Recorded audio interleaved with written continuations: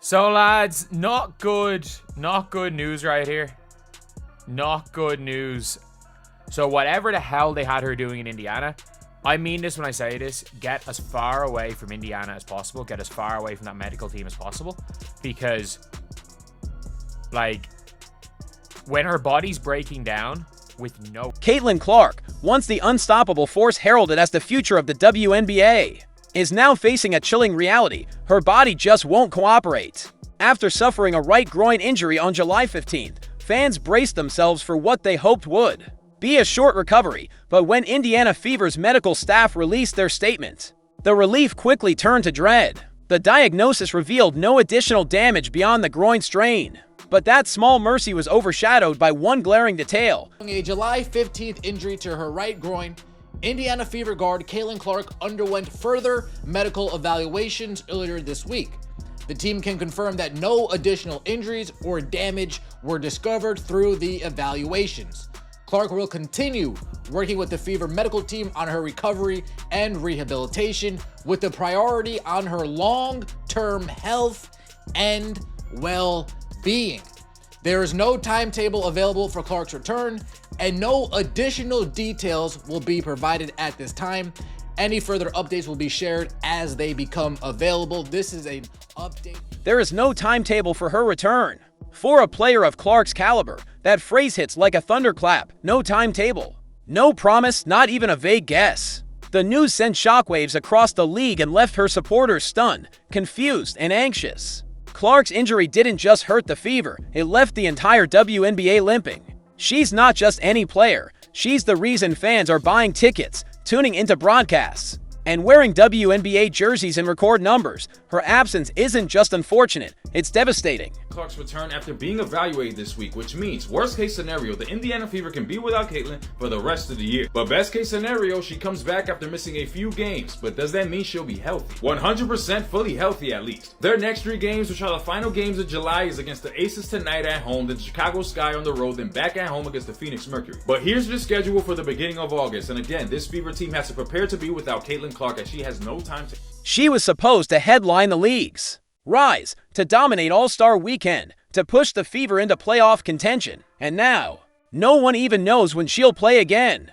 The uncertainty hanging over her recovery has become a heavy cloud, not just for Indiana but for the league itself. What makes this even more crushing is the fact that Caitlin Clark had never missed a single game due to injury before this season.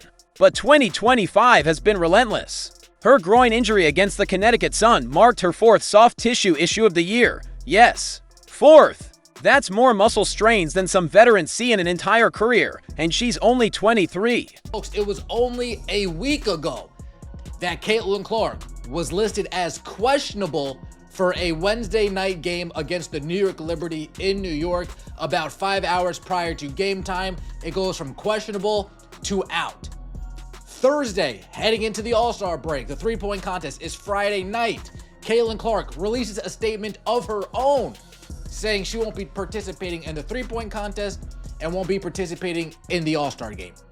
Caitlin Clark's team has made it known, we are going to be holding her out until she is fully recovered. We are not going to be rushing her. This wasn't supposed to be her reality. It's a cruel twist for a superstar whose rise to fame was marked by toughness, grit, and consistency. Now, each time she gets back up, it feels like only a matter of time before she's back on the sideline, wrapped in ice and watching from the bench. The trouble began in late May when Clark was sidelined with a left quadriceps strain. That injury cost her 5 games, a tough blow, but she bounced back like a fighter. She returned in mid-June looking determined, energized, and ready to reclaim her momentum.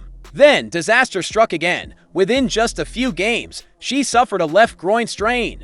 It was another crushing blow that forced her to miss for more games, including the Commissioner's Cup Championship. Once again, season is not a wash at this point anyway.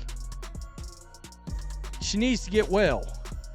This is good news, at least. Honestly, as someone who has dealt with this injury during the season, the way she was walking and moving all-Star week gave me hope for her. It wasn't a lot worse and a season-ending thing. They have to be smart, though. This should not come as no surprise, bro. I told you. Caitlin Clark was injured with her mobility. When she caught the first groin injury, that's what really kind of did everything in for her, guys. It was just not looking good after that first. Of course, I think they need her to win majority of these games, but at the same time, she needs to rest, right? She needs to rest. We done seen her try to come back prematurely.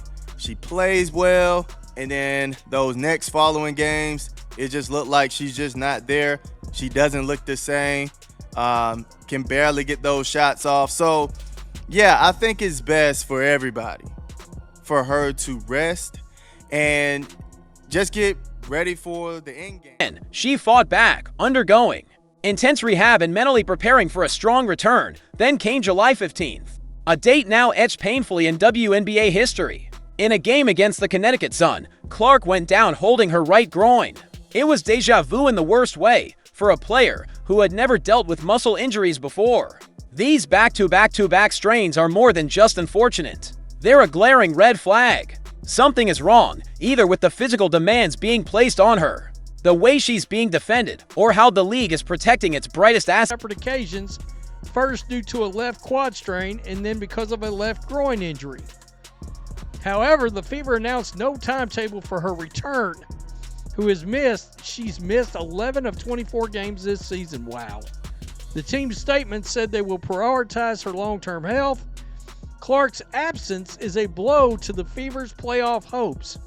At 12-12, Indiana holds a one-game lead over the 9th seed Golden State Valkyries.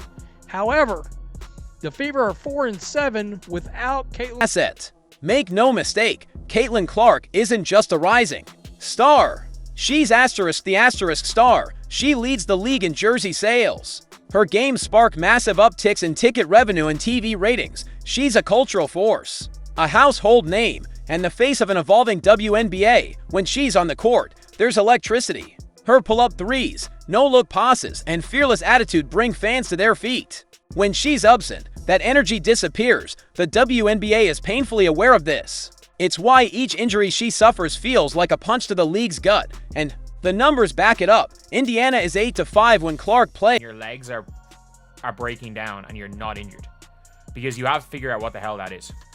It could literally be her running mechanics changed and it put pressure, even slightly, it put more pressure on her upper legs. Like all of those things, which very well could be a reason why she's shooting so badly. Like maybe she did too much work trying to bulk up her upper body and not enough on her legs. Like, I don't know. She should probably go, I mean this when I say this, go to Iowa and do what she did in the offseason beforehand. But now it's going to take like plays. Without her, a dismal 4-7. That's a playoff caliber team turned bottom tier in her absence. It's not just about her points and assists. Her very presence on the court changes everything, from spacing to defensive matchups to fan morale. Her return isn't just a priority for Indiana, it's a necessity for the league's momentum. Clark was supposed to headline All-Star Weekend in her home arena in Indianapolis. She was voted a starter and even named a captain, but instead of soaking in the cheers of thousands, she had to sit out. Her body simply wouldn't allow her to play. That night, her absence felt like a hole in the heart of the WNBA. What should have been her coronation as the league's queen instead became a painful reminder of what could have been, even when Clark has played. It's clear she's not herself. Anyone watching closely can see it. Her shooting numbers are down. Her movements are cautious. She's laboring through games in visible discomfort. She's a warrior, no doubt about it, pushing herself through pain because she doesn't want to let her team or her fans down. But her body is clearly screaming for rest. On the road, she's just 2 of 35 from three-point range. That's not a slump. That's a sign that she's fighting an uphill battle. Every time she steps on the hardwood, 1 week she's wearing a wrap on her thigh. The next she's favoring her left leg. Then it's her right groin. It's been an exhausting cycle of rehab, return, relapse, and the worst part, she knows it. After each game, Clark never complains, but her body language tells the story. A limp here, a grimace there, she's giving her all, but it's not the free-flowing, fearless game fans came to adore, and opposing teams. They've made life even harder with her skill and fame. Clark has become the #1 target for aggressive defenders. Some teams have openly admitted they try to rough her up to get her off her game. One coach even stated, "We know she doesn't." Like physicality, that comment says it all. Defenders are now using borderline, and sometimes blatantly dirty, tactics to wear her down. This season alone, Clark has taken 6 flagrant fouls, the